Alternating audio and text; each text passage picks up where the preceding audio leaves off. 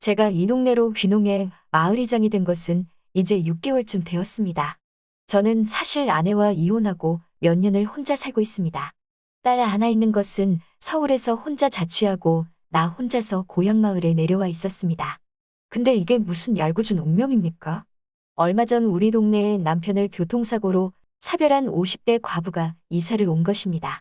딸린 식구 하나 없이 저처럼 혼자 살고 있더란 말입니다. 작은 시골 마을에 50대 과부와 50대 호랍이라. 금방이라도 무슨 일이 일어날 것만 같은 예감을 풍기지 않습니까? 마침 그녀가 전원주택 부지를 매입해 건물을 지은 뒤 마을 상수도를 연결하려고 했는데 동네 주민 몇몇 분들의 반대로 건물을 다 짓고도 준공검사를 받지 못하고 있어 마을 이장인 저한테 상수도 문제로 몇 번이나 찾아와 부탁을 하길래 제가 두 팔을 걷어 붙이고 나서서 그 문제를 해결하게 된 거였죠. 그 일을 계기로 그녀가 고맙다고 저녁 식사를 대접하고 싶다며 집으로 날 초대했어요. 그녀를 만난다고 생각하니까 왠지 모르게 가슴이 설레었다. 딩동 딩동. 이상하네? 분명히 저녁 6시에 온다고 했는데 어딜 갔나? 나는 다시 한번 벨을 누르려고 손이 가는데 철커덕 하는 소리와 함께 문이 열리면서 그녀가 나왔다. 어서 오세요. 저녁 준비가 조금 덜 되었는데 잠시만 소파에 앉아 기다려 주실래요? 네, 전상관 말고 천천히 하셔도 돼요. 갑자기 내 심장이 쿵쾅거리면서 호흡이 멎어버리는 것 같더니 거실에서 TV를 보고는 있었지만 나도 모르게 자꾸만 마음은 주방 쪽으로 가고 있었다. 잠시 후 아줌마가 커피 한 잔을 타오더니 이장님이 6시에 올 줄 알았거든요. 30분이나 일찍 오실 줄은 몰랐어요. 그녀의 말을 듣자 순간 아차 싶었다. 내가 들뜬 기분에 약속 시간보다 30분이나 일찍 온 줄은 나조차도 몰랐기 때문이다. 커피 한 잔 하면서 기다리고 계셔요. 제가 이장님을 위해 특별히 맛있는 거 많이 해드릴게요. 호호호. 너무 일찍 와서 미안하다고 일어서려고 했더니 왜 그러세요? 일찍 와서 저는 좋은데요. 제가 이장님을 얼마나 보고 싶어 했는데 하긴 그 말은 사실일 수도 있다. 나 역시 아줌마가 보고 싶었으니까. 그녀는 생글생글 웃으며 이장님 중재가 없었더라면 마을 주민들과 감정 싸움하다 재판까지 갈 뻔했잖아요. 그럼 앞으로는 다른 데로 이사 간단 소린 안 할 거죠? 당연하죠. 상수도 문제도 잘 해결되었으니 여기서 계속 살아야죠. 그나저나 우리 이장님 정말 멋져요. 절 위해 이렇게까지 노력해 주시고 나랑 애인이나 했으면 좋겠다. 호호호. 정말요? 저 그럼 여기 살면서 아주머니 애인이나 해드릴까요? 아줌마는 내 말이 떨어지자 쑥스러운 듯 갑자기 뒤 돌아 주방으로 가버렸다. 고추장 불고기와 된장찌개로 저녁 식사를 맛있게 하고 그녀가 담근 술을 꺼내면서 한잔하는 건 어떻겠냐고 묻길래 좋다고 했죠. 그녀는 술이 독해서 금방 취할 것 같다더니 무려 넉 잔을 마시더군요. 술 기운이 돈 그녀가 나에게 이런 말을 했어요. 혼자 사시면 너무 외로우실 텐데 재혼을 하시지 그러세요? 나는 그 말에 딱히 할 말이 없어. 하하 라고 웃음으로 답을 했지요. 그랬더니 그녀가 안쓰럽다는 표정으로 나를 쳐다보면서 그 웃음이 더 슬프게 들려요.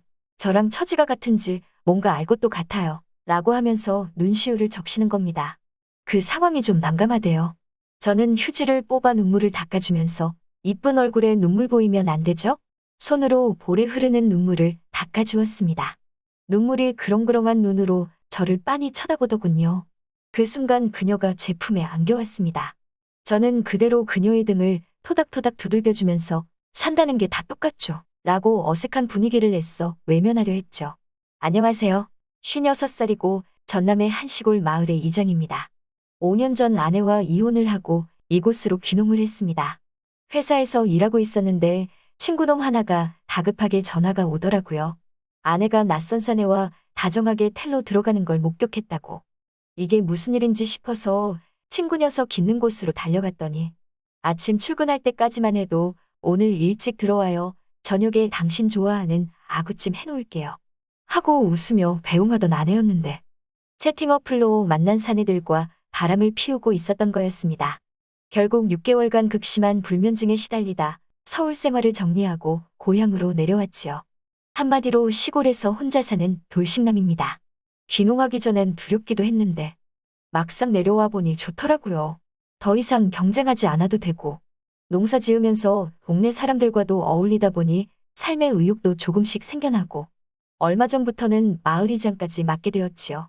고향 땅에 아버지가 물려주신 4,000평 규모의 밭이 있었는데 처음에는 멋모르고 배추 농사며 고추, 오이까지 이것저것 다 해보고 심지어 정부에서 농기계 구입자금 지원을 받아 각종 농기계를 사들였는데 초보 농사꾼에겐 사치 그 자체였죠. 결국엔 2년에 걸친 시행착오 끝에 제초 작업이 쉽고 손을 많이 타지 않아도 된다는 동네 어르신의 권유로 도라지 농사를 짓게 되었습니다. 그런데 어느 날 동네의 50대 후반의 아주머니 한 분이 이사를 오게 되었다며 이장이랍시고 저한테 인사를 온 겁니다. 주말 농장으로 사용하는 게 아니라 완전 귀농을 하고 싶다며 앞으로 잘 부탁한다면서요. 그러면서 혹시 300여 평 정도 텃밭으로 사용할 땅을 빌릴 수 없냐고 하길래 제 도라지밭 한 켠을 빌려주게 되었죠. 그날도 여느 때와 마찬가지로 오토바이를 타고 도라지밭에 가는 중에 저 멀리서 누군가가 무거운 짐을 양손에 들고 뛰어온다. 잠깐만요. 이장님 잠깐만요. 그녀는 전원주택단지에 이사온 혼자 사는 그 과부였다. 그녀는 헐레벌떡 숨을 쉬며 양손에 짐을 들고 내 쪽으로 걸어오더니 자기도 밭에 가는 길이었는데 오토바이 뒤에 태워달란다. 괜찮으시겠냐고? 남들이 보면 오해할 수도 있는데. 그랬더니 거친 숨을 몰아쉬며 그녀는 내게 그런 건 상관없다며 고마워요 하하 그러면서 올라탔다. 아저씨 매번 너무 죄송해요. 그리고 고맙고요. 괜찮아요. 이 정도는 이웃끼리 돕고 살아야죠. 하고 그녀를 바라보았다. 그녀가 오토바이 뒤에 타고 있으니 나도 모르게 감정이 생기기 시작했다. 시골 내려와서 전기 오토바이를 하나 구입해 밭을 나갈 때마다 타고 다녔는데 뒤에 여자를 태우는 건 처음 있는 일인지라 너무 설레었다. 나는 할 말을 찾다가 근데 혼자 되신 지는 얼마나 됐어요? 네, 3년 정도 됐어요. 아이고, 낯선 곳에서 혼자 지내시려면 힘드실 텐데. 어려운 결정을 하셨네요. 요즘 지내긴 어떠세요? 네, 아직까지는 크게 불편한 건 없는 것 같아요. 그녀는 작은 목소리로 대답을 했고 그런데 재혼하실 생각은 안 해보셨어요? 이런 촌구석에 살면 사람 만나기도 힘들잖아요. 글쎄요, 거기까진 미처 생각을 못했네요. 호호호. 어느새 오토바이는 밭에 도착을 했고 나는 그녀에게 먼저 조심해서 내리라고 했다. 밭일 먼저 끝나는 사람이 기다렸다가 갈 때도 같이 가는 건 어떠세요? 아이, 저야 너무 좋죠. 이걸 미안해서 어쩌나. 그렇게 미안하시면 커피 한 잔 주세요. 일 마치고 그녀를 오토바이에 태우고 집까지 바래다 주었다.